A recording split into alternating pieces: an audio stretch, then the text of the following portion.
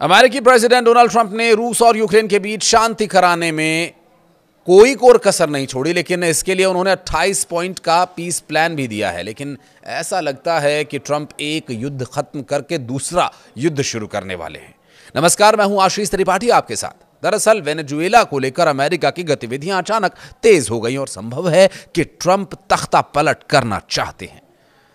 जानकारी मिली news agency Reuters से। उनकी रिपोर्ट के मुताबिक डोनाल्ड ट्रंप प्रशासन आने वाले कुछ दिनों में वेनेजुएला से जुड़े ऑपरेशन का नया फेज शुरू कर सकता है। हालांकि अमेरिकी अधिकारी खुद भी साफ नहीं बता पा रहे हैं कि कार्रवाई कैसे होगी, कब शुरू होगी, क्योंकि व्हाइट हाउस ने भी अंतिम फैसला सार्वजनिक नहीं किया है। कई हफ्तों से अमेरिका लगातार अपने जहाज और दूसरे सैन्य क्षमता कैरेबियन क्षेत्र में भेज रहा है, लेकिन अमेरिका खुले तौर पर यह नहीं बताता कि वह असल में क्या करने की तैयारी में है।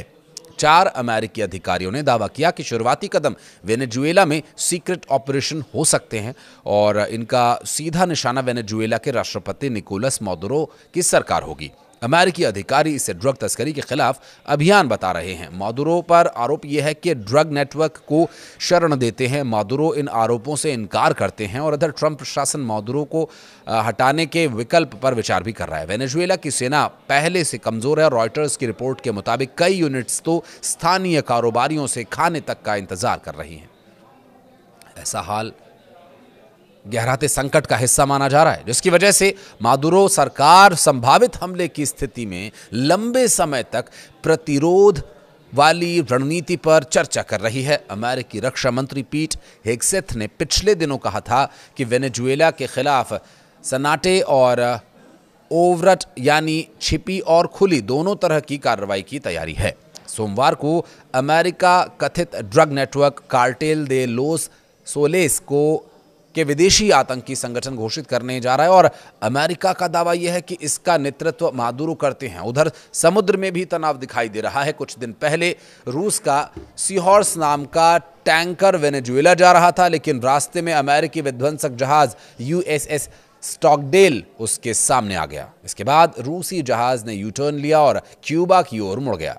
ब्लूमबर्ग के मुताबिक ये जहाज 3 बार वेनेजुएला पहुंचने की कोशिश कर चुका है, लेकिन हर बार अमेरिकी जहाजों की गतिविधि के बाद वापस लौट गया।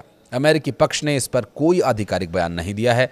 अमेरिकी फेडरल एविएशन एडमिनिस्ट्रेशन के द्वारा शुक्रवार को चेतावनी दी गई थी कि वेनेजुएला के ऊपर संभावित खतरनाक स्थिति बन सकती है और यहां एयरलाइंस को बेहद सतर्क रहने की जरूरत है। और इस चेतावनी के बाद वेनेजुएला के एयर रूट पर भी असर साफ देखा जा रहा है।